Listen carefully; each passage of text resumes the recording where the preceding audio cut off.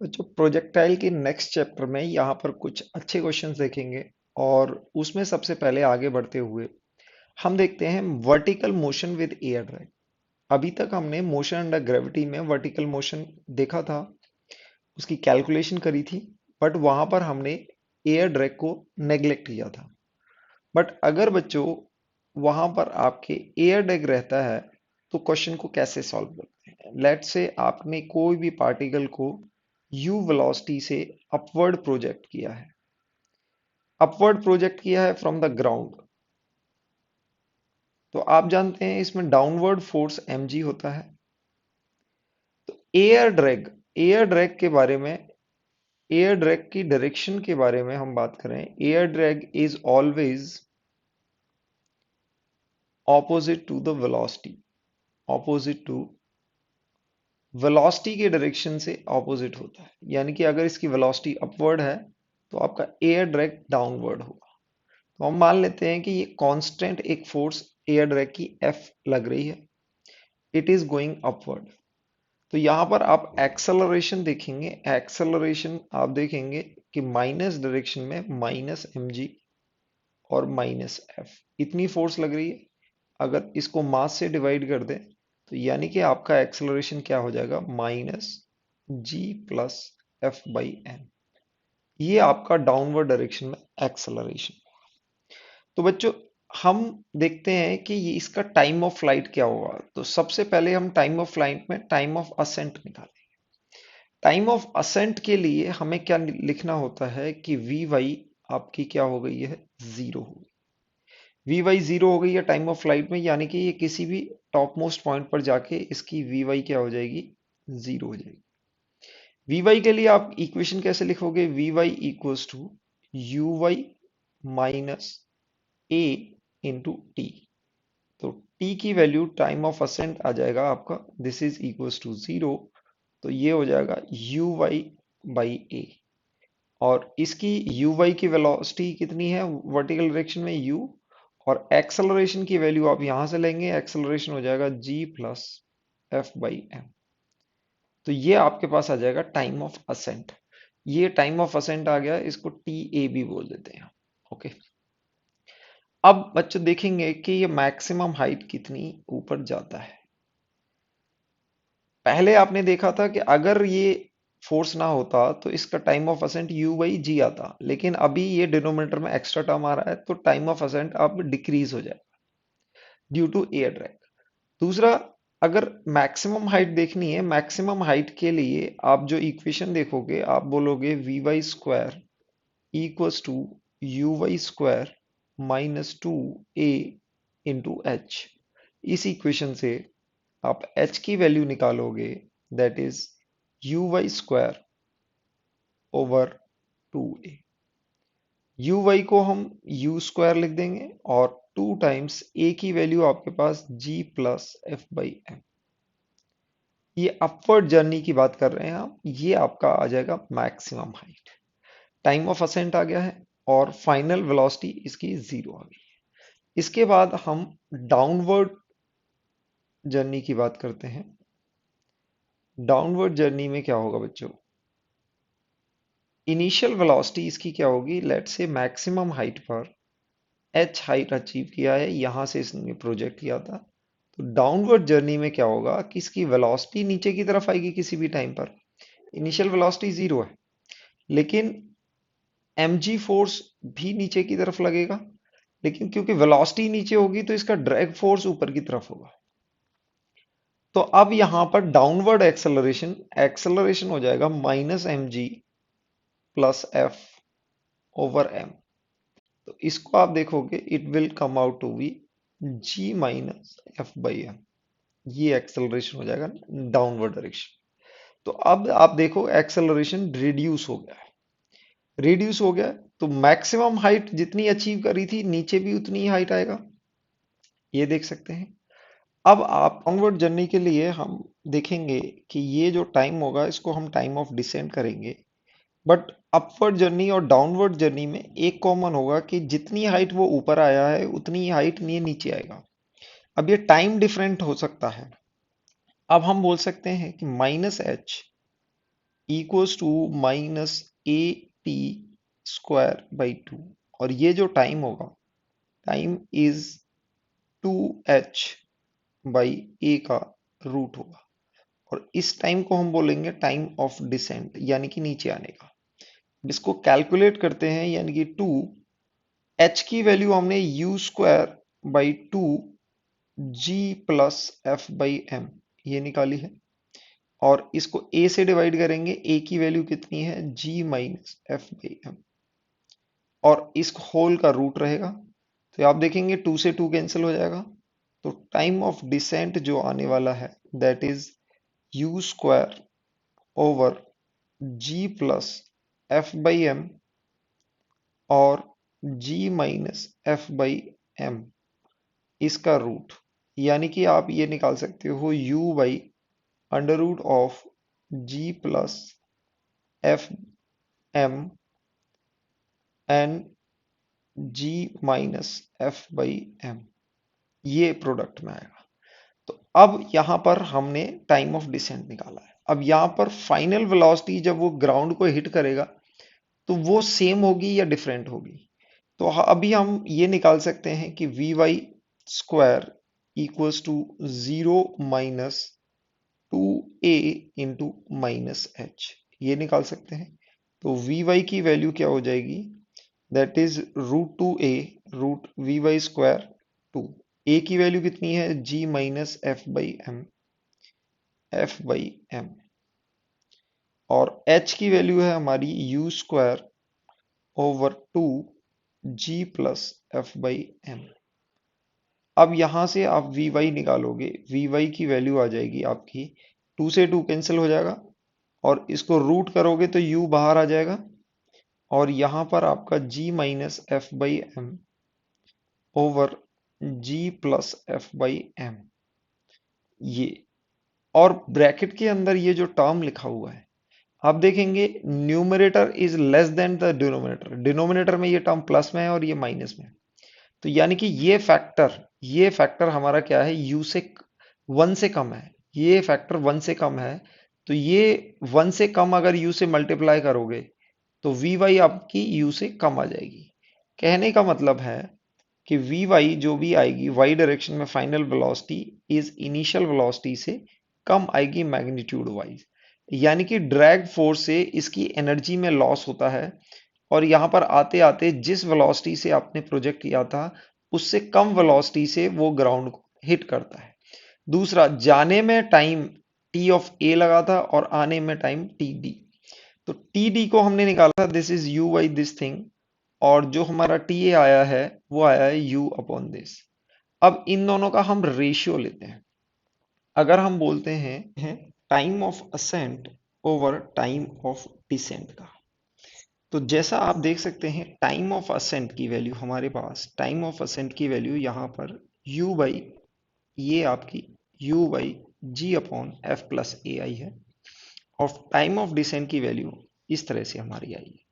तो time of ascent को हम लिखेंगे u by g plus f by m, और टाइम ऑफ डिसेंट को आप लिखोगे दैट इज u बाई, और जो भी होगा that is g minus f by m multiply by root के अंदर ही g plus f by m. इन दोनों को आप मल्टीप्लाई करेंगे, u कैंसिल हो जाएगा, और ये पूरा रूट के अंदर है, तो आपको ये मिल जाएगा g minus f by m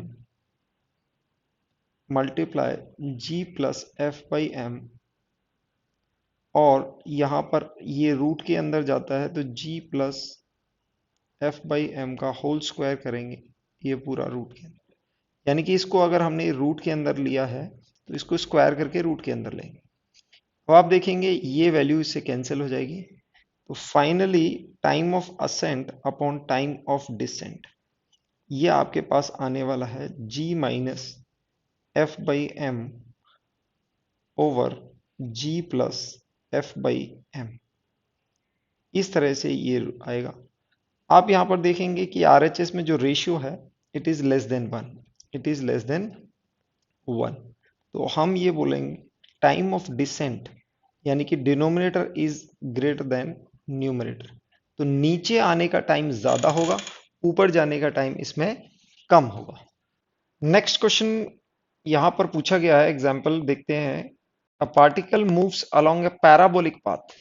तो पार्टिकल अभी पैराबोलिक पाथ पर चल रहा है और पैराबोलिक पाथ की इक्वेशन आपको दे रखी है। In such a way that x component of the velocity remains constant, और उस कांस्टेंट की वैल्यू दे रखी है सी।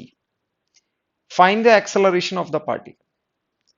तो यानी कि आपको पाथ दे रखा है, पार्टिकल का पाथ आपको गिवन है, उसकी equation y equals to a x square, और आपको बताया हुआ है x component of velocity is constant. दो इंफॉर्मेशन इस क्वेश्चन में दी हुई है। आपको क्या बताना है? आपको एक्सेलरेशन ऑफ द पार्टिकल बताना है। तो जब भी हमें पाथ और वेलोसिटी एक्सेलरेशन का कुछ रिलेशन है, तो हम उसके लिए यूज करते हैं डिफरेंशिएशन। तो बच्चों हम इसको डिफरेंशिएट करके देखेंगे। जैसे पहले टाइम के रिस्पेक्ट में आप करो dy बाई डी टी, और राइट हैंड साइड को अगर आप डिफरेंशिएट करेंगे तो चेन रूल से करेंगे। तो जैसे कि a कांस्टेंट है, एक्स स्क्वायर का जो डिफरेंशिएशन आएगा वो 2x आएगा। अब x को टाइम के रेस्पेक्ट में डिफरेंशिएट करेंगे, वो होगा dt। यानी कि हमने इसको पहले x के रेस्पेक्ट में डिफरेंशिएट किया है, तो आंसर आया है 2x, और फिर x को t के रेस्पेक्ट में डिफरेंशिएट किया है। तो यहां पर dy बाई डी टी को हम vy लिख सकते हैं, velocity in y direction. a constant term है और ये 2x, और यहां पर ये term dx by d T को हम बोल सकते हैं वेलोसिटी इन x डायरेक्शन। तो एक vy और vx का रिलेशन आ गया। तो बच्चों एक्सेलरेशन के लिए हमें क्या चाहिए होता है? हमें चाहिए होता है ए एक्स आई कैप प्लस ए वाई जे कैप। और यहां तक पहुंचने के लिए एक तरीका होता है कि वी एक्स को डिफरेंशिएट कर दें और वी वाई को भी डिफरेंशिएट कर दें, यानी कि d v x by d t i cap plus d v y by d t into j cap. तो यहां पर वी वाई और वी एक्स आ चुके हैं, इनको डिफरेंशिएट करके देख लेते हैं। तो इसको अगर डिफरेंशिएट करोगे तो आपका ए वाई आ जाएगा टाइम के रिस्पेक्ट में, डी वाई बाई, और आरएचएस में देखोगे तो यहां पर दो टर्म है, उनको अलग अलग से, यानी कि यहां प्रोडक्ट रूल लगने वाला है। ए, पहले आप 2x को डिफरेंशिएट करेंगे टाइम के रिस्पेक्ट में, तो ये हो जाएगा 2 times D x by d T, और इसका मल्टीप्लीकेशन आपका वी एक्स है। दूसरे टर्म में हम क्या करेंगे, a और 2x को सेम रखेंगे और vx को डिफरेंशिएट करेंगे, तो ये हो जाएगा ax, यानी कि वेलोसिटी को डिफरेंशिएट किया तो एक्सेलरेशन आ गया। अब जो इंफॉर्मेशन ये है कि vx कांस्टेंट है, इसका मतलब क्या हो जाता है कि ax की वैल्यू तो जीरो है, तो जो भी एक्सेलरेशन, यानी कि ax आपको ये दिया हुआ है, ये तो जीरो होने वाला है, तो जो भी एक्सेलरेशन आएगा वो सिर्फ y डायरेक्शन में आएगा। तो ये टर्म क्या हो जाएगा? आपका जीरो हो जाएगा, क्योंकि ax आपका जीरो है। आपका ए वाई आ जाएगा 2a, और this is again v x, तो वी एक्स का होल स्क्वायर। अब वी एक्स की क्या वैल्यू हमें दी हुई है यहां पर, v x component of velocity in x direction is constant and that is c. इसकी वैल्यू आपको सी दे रखी है, इसका आंसर हो जाएगा 2a सी स्क्वायर। तो नेट एक्सेलरेशन को आप बच्चों आप लिख सकते हो, that is 2a c square into j cap. ये आपका एक्सेलरेशन हो जाएगा फाइनल। नेक्स्ट क्वेश्चन देखते हैं। नेक्स्ट क्वेश्चन में ये दिया हुआ है, a ball is thrown upward at an angle 30 degree with the horizontal lands on the top edge of a building 20 metre away. यानी कि एक प्रोजेक्टाइल है यहां पर, उसको आपने यहां से प्रोजेक्ट किया है, और किस एंगल पर प्रोजेक्ट किया है? Angle of projection is 30 degree. तो यहां पर ये देखा गया है, एक बिल्डिंग है जो 20 मीटर अवे है पॉइंट ऑफ प्रोजेक्शन से, और top edge is 5 metre above the throwing point, और ये पॉइंट आपको दे रखा है 5 मीटर, ये यहां पर हिट करता है। अब ये पूछा गया है कि इनिशियल स्पीड आप निकालिए, आपको u डिटरमाइन करना है, इनिशियल स्पीड ऑफ प्रोजेक्शन। तो बच्चों यहां पर आप देखोगे, इसको आप ओरिजिन कंसीडर कर लें, तो यहां पर कुछ एक्स वाई ये कोऑर्डिनेट आपका 20,5 आ जाएगा। जैसे ही 20,5 आएगा तो आपके दिमाग में कुछ इक्वेशन ऑफ ट्रेजेक्टरी जैसा दिखना चाहिए। तो according to the equation of trajectory बच्चों सबको याद होनी चाहिए, that is y equals to x tan theta minus g x square upon 2u square cos square theta. अब हमें यहां पर एक्स वाई और थीटा की वैल्यू नोन है।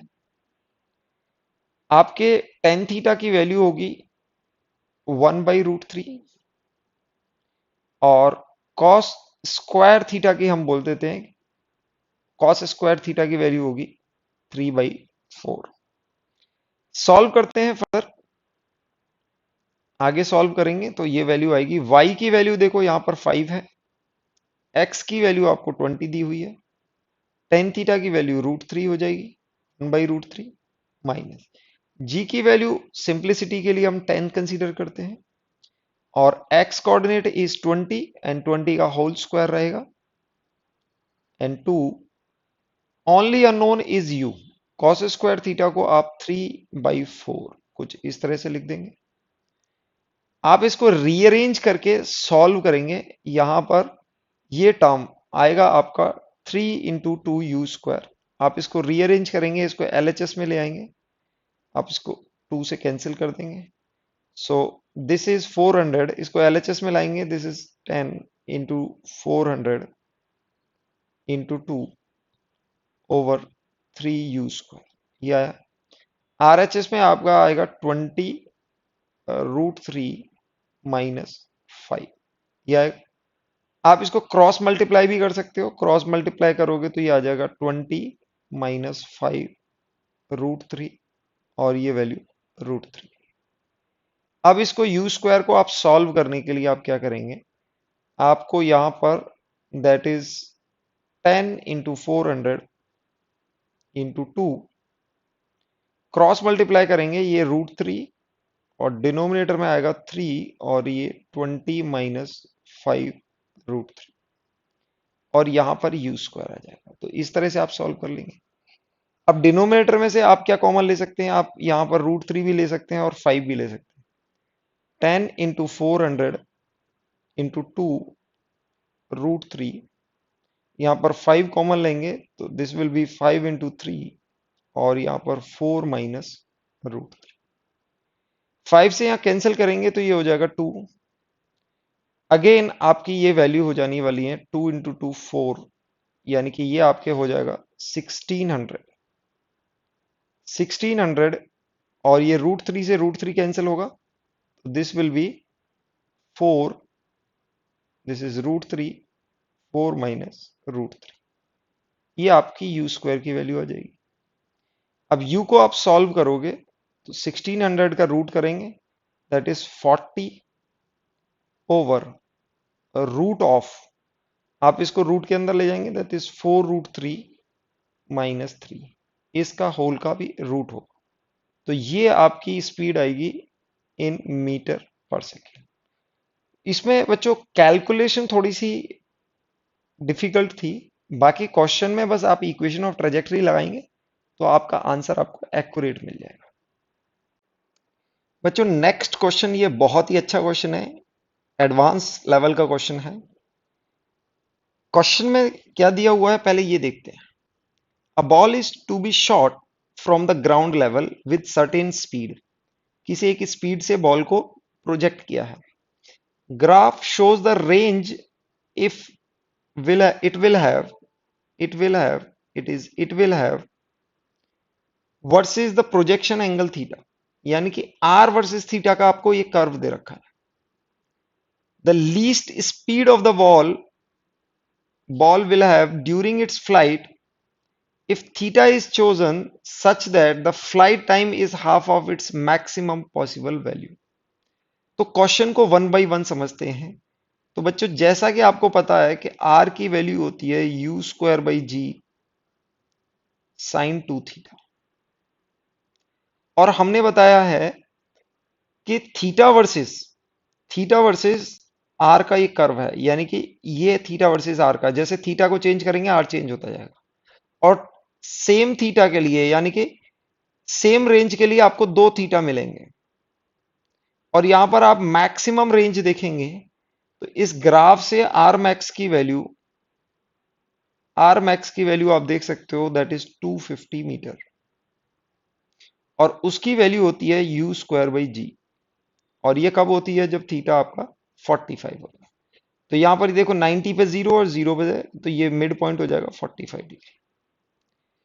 तो यहां पर यू स्क्वायर बाई जी से आप जी को मल्टीप्लाई करेंगे तो यू स्क्वायर की वैल्यू आ जाएगी 2500, और यू की वैल्यू आपके पास 50 मीटर पर सेकेंड। लास्ट लाइन को बहुत ध्यान से पढ़ना है। यहां पर क्वेश्चन पूछा the least speed of the ball during its flight, the least speed निकालनी है। तो बच्चों आप जानते हो कि लीस्ट स्पीड यानी कि वी मिनिमम कहां पर होती है? टॉप मोस्ट पॉइंट पर। Top most point top most point पर होगी, और उसकी वैल्यू कितनी होती है? That is u cos theta, you x के बराबर होती है। अब यहां पर हमें यू पता है लेकिन थीटा अननोन है। थीटा के बारे में इंफॉर्मेशन उन्होंने दी है, if theta is chosen such that the flight time is half of the maximum possible value. तो पहले हमने टी मैक्स निकालना है। टी मैक्स कितना है? टी मैक्स बच्चों कितना आ जाएगा कि अगर इसको, टी की वैल्यू क्या होती है? टी की वैल्यू होती है 2u साइन थीटा बाई जी। तो यहां पर टी मैक्स निकालना है तो साइन थीटा की वैल्यू क्या हो जाएगी? 2u इंटू वन, यानी कि 90 डिग्री पर होगा। ये तो मैक्सिमम वैल्यू है, लेकिन अब हमने टाइम ऑफ फ्लाइट जो सेलेक्ट किया है that is half of the maximum value, that is u by g, that is t max का हाफ वैल्यू है। जो भी टी मैक्स अचीव कर सकता है ये particle maximum time of flight, उसका हाफ वैल्यू हमने कंसीडर किया। अब यहां पर हमें क्या मिल गया? टाइम ऑफ फ्लाइट मिल गया। अब इसको आप सेलेक्ट करेंगे, दैट इज इसको आप बोलेंगे u बाई जी, और आपका टाइम ऑफ फ्लाइट अगर आपने थीटा एंगल सेलेक्ट किया है तो होगा 2u साइन थीटा बाई जी। यहां से आपको थीटा की वैल्यू 30 डिग्री मिल जाएगी, यानी कि साइन थीटा 1/2 आएगा और थीटा की वैल्यू 30 डिग्री हो जाएगी। तो थीटा की वैल्यू 30 डिग्री हो गई है, और हमें क्या निकालना था? ये निकालना था वी मिनिमम। तो वी मिनिमम की वैल्यू कितनी हो जाएगी? V minimum that is u cos 30। U की वैल्यू कितनी है? 50, और कॉस 30 की वैल्यू √3/2। सॉल्व करेंगे तो आपके पास 25 √3 मीटर पर सेकेंड, ये आपकी मिनिमम स्पीड। तो बच्चों क्वेश्चन अच्छा क्यों था?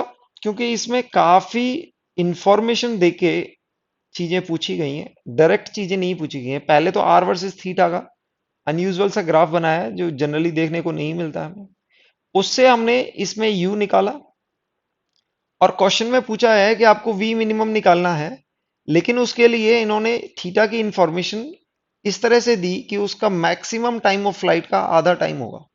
तो यानी कि थीटा सेलेक्ट करने का क्राइटेरिया दिया इन्होंने। तो इस तरह से इन्होंने काफी चीजें एक ही क्वेश्चन में पूछ रखी हैं। इसी तरह के क्वेश्चन बच्चों एडवांस में भी पूछे जाते हैं। बच्चों नेक्स्ट क्वेश्चन देखो, यहां पर दिया हुआ है, a ball is thrown from a point on the ground at some angle of projection. यानी कि बच्चों क्वेश्चन को पढ़ते रहो और इसमें डायग्राम बनाओ। इसमें दिया हुआ है एक बॉल को किसी भी एंगल से फेंका गया, इस तरह से फेंका, ठीक है। तो ये उसकी इक्वेशन ऑफ ट्रेजेक्टरी होगी, यानी कि पैराबोलिक पाथ होगा। अब सेकंड स्टेटमेंट बोल रहे हैं, at the same time a bird starts from the point directly above this point of projection. At a height h horizontally with speed u। Question में दिया है कि इसी पॉइंट ऑफ प्रोजेक्शन से h हाइट पर एक बर्ड स्टार्ट करती है, it starts flying in the horizontal direction with speed u। Question में दिया हुआ है given that in its flight the ball touches the bird at one point, यानी कि बॉल को, तो ये पूछा हुआ है find the distance on the ground where the ball strike. ये आपको बताना है कि ये डिस्टेंस निकालना है। अब इसमें इंफॉर्मेशन दिया है कि वन पॉइंट पर टच कर रहा है, वन पॉइंट पर टच कर रहा है, तो पहली बात वन पॉइंट पर टच करेगा तो कहां टच करेगा, ये टॉप मोस्ट पॉइंट पर टच करेगा। ओके, यहां पर यू है और ये पॉइंट एच हो।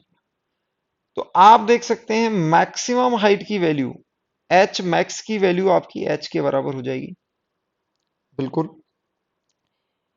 और दूसरा हम देख सकते हैं कि इसका हॉरिजेंटल कंपोनेंट, यानी कि ये देखो अगर ये दोनों इस टाइम से स्टार्ट करते हैं और दोनों यहां टच करते हैं तो सेम टाइम में इनका हॉरिजेंटल कंपोनेंट सेम होगा, सेम टाइम में इनका हॉरिजेंटल डिस्टेंस सेम है।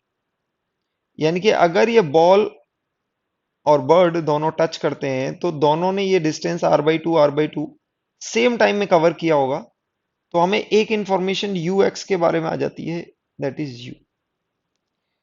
तो बच्चों आपको याद होगा कि हमने टाइम ऑफ फ्लाइट, हमने बोला था h equals to GT² / 8, GT² / 8, ये इंफॉर्मेशन हमने पढ़ी थी। तो यहां से टाइम ऑफ फ्लाइट हम h की मदद से निकालेंगे, दैट इज 8h/g का रूट होगा। यानी कि आप इसको 2√2 भी लिख सकते हो और h को आप लिख सकते हो 2√2, h की वैल्यू स्मॉल h जो क्वेश्चन में दे रखी है। ये टाइम ऑफ फ्लाइट आ गया। हॉरिजेंटल वेलोसिटी u के बराबर होगी, तो आपको रेंज निकालनी है कि ये रेंज क्या होगी। तो रेंज निकालने के लिए बच्चों क्या करेंगे, हम सिंपली हॉरिजेंटल डायरेक्शन की वेलोसिटी को टाइम ऑफ फ्लाइट से मल्टीप्लाई करें। हॉरिजेंटल डायरेक्शन की वेलोसिटी u आ चुकी है हमारी, टाइम ऑफ फ्लाइट बच्चों क्या आया है, 2 टाइम्स √2 h/g। तो आपका आंसर हो जाएगा 2u 2 टाइम्स h/g। ये आपकी रेंज हो जाएगी, इस डिस्टेंस पर ये स्ट्राइक करेगा on the ground. Next question भी थोड़ा सा ट्विस्टेड क्वेश्चन है, इसको देखो बच्चों। क्वेश्चन में दिया हुआ है projectile is fired with speed u at an angle theta with the horizontal. तो जनरल प्रोजेक्टाइल के बारे में बताया हुआ है, पूछा हुआ है its speed when direction of motion makes an angle alpha with the horizontal. यानी कि आपकी जनरल प्रोजेक्टाइल है, इसको थीटा एंगल से प्रोजेक्ट किया गया है, तो यहां पर स्पीड पूछी गई है जब ये एंगल हॉरिजेंटल से क्या बना रहा है, अल्फा। ये आपको v पूछा गया है। तो पहली बात हम ये लिख सकते हो ten alpha equals to Vy/Vx, लिख सकते हैं, ये हमने स्टडी किया हुआ है। और दूसरा आप लोगों को पता होगा कि Vx इक्वल्स टू Ux होता है और ये कांस्टेंट होता है। तो हमारे पास tan alpha over Vy equals to Vx की जगह हम Ux कर देंगे। अब आपके पास Vy की वैल्यू Ux टेन अल्फा है। बहुत बढ़िया। हमने क्या निकालना है, स्पीड निकालनी है। स्पीड की वैल्यू जो होती है वो वेलोसिटी का मैग्नीट्यूड होता है और वो होता है Ux, यानी कि Vx, पहले लिखेंगे Vx का होल स्क्वायर प्लस Vy का होल स्क्वायर और होल का रूट। अब Vx और Ux बराबर होते हैं तो इसको Ux स्क्वायर लिखेंगे। Vy का स्क्वायर आप यहां से कुछ हेल्प लेंगे, Vy का स्क्वायर आप क्या लिख सकते हैं, Ux टेन अल्फा का होल स्क्वायर इस तरह से ले सकते हैं और इसका होल रूट करना है। सिंप्लीफाई करेंगे तो Ux स्क्वायर दोनों में कॉमन आएगा और आपके पास टर्म बनेगा 1 + tan² अल्फा। होल का रूट लेना है हमने, तो यानी कि स्पीड की वैल्यू आपके पास हो जाएगी यू एक्स 1 + tan अल्फा, यानी कि sec²अल्फा, इसका रूट करना है। तो ये आपके पास हो जाएगा u x into sec alpha, secant alpha. U x की वैल्यू होती है यू कॉस थीटा, और यहां पर ये सीकेंट अल्फा। तो आप ऑप्शन में से दे सकते हैं कि सी ऑप्शन में आपका करेक्ट आंसर दे रहा हुआ है, you cos alpha into secant alpha, you cos theta into secant alpha is the correct answer. Generally आपको कहीं भी किसी भी बुक में या टेस्ट सीरीज में आपको देखने को मिल जाएगा। अच्छा क्वेश्चन है। क्वेश्चन में दिया हुआ है projectile is fired eight an angle theta with the horizontal, find the condition under which it lands perpendicular on the inclined plane inclination alpha as shown in the figure। Figure में दिया हुआ है एक incline plane है जिसका inclination alpha है from the horizontal, और उस पर एक प्रोजेक्ट किया गया पार्टिकल को at an angle theta, and that is from horizontal. आपने ये एंगल थीटा कहां से लिया है? हॉरिजेंटल से लिया है। अब आपको ये कंडीशन बतानी है कि क्या कंडीशन हो कि यहां पर ये इससे परपेंडिकुलर हिट करे, यानी कि it lands on the plane perpendicularly. Okay, तो बच्चों एक इजीएस्ट इसका तरीका क्या है? एक इजीएस्ट तरीका है, देखो आप ये करोगे कि इसमें एक्स डायरेक्शन और वाई डायरेक्शन कंसीडर करोगे, तो ये जो एंगल होगा this will be theta minus alpha. तो ये आपकी u sine theta minus alpha इसकी स्पीड हो जाएगी। ओके, और इस डायरेक्शन को आप यू एक्स कंसीडर करेंगे, सॉरी इस डायरेक्शन को एक्स कंसीडर करेंगे, तो यू एक्स क्या हो जाएगी आपकी? U x will be cos component होगा, u cos theta minus alpha. Okay, तो जब ये परपेंडिकुलर है तो इसकी वाई डायरेक्शन में वेलोसिटी और एक्स डायरेक्शन में वेलोसिटी जीरो हो जाएगी, यानी कि अगर ये परपेंडिकुलर हिट कर रहा है, if the velocity direction is perpendicular then we don't have any component in x direction, यानी कि वेलोसिटी की पूरी इसके परपेंडिकुलर होगी, ये होगा। तो परपेंडिकुलर होने का मतलब है कि u v x is zero, v x क्या है? जीरो है। तो आप वी एक्स को जीरो करने के लिए हम एक बार एक्सेलरेशन देख लेते हैं। देखो बच्चों, ये एंगल अल्फा है तो ये 90 माइनस अल्फा होगा, और ये एंगल अगेन अल्फा होगा। तो आपको यहां पर एक्सेलरेशन जी साइन अल्फा मिलेगा, और यहां पर एक्सेलरेशन जी कॉस अल्फा। तो वाई डायरेक्शन में, सॉरी एक्स डायरेक्शन में आप वेलोसिटी को ले सकते हैं v x equals to u x minus a x t. Negative direction है v x equals to u x, और ए एक्स की वैल्यू है आपकी जी साइन अल्फा। और अब यहां पर टाइम का टर्म आएगा, यानी कि हम ये चाहते हैं कि ये कंडीशन यहां पर क्या हो जाए कि वी एक्स क्या हो जाए? जीरो हो जाए। तो यहां से टाइम का जो टर्म आएगा वो आएगा u x over g sine alpha, ये आएगा। अब ये क्या हो रहा है? ये इंक्लाइन प्लेन को टच कर रहा है, तो ये क्या होना चाहिए? It must be equals to, यानी कि t must be equals to time of flight.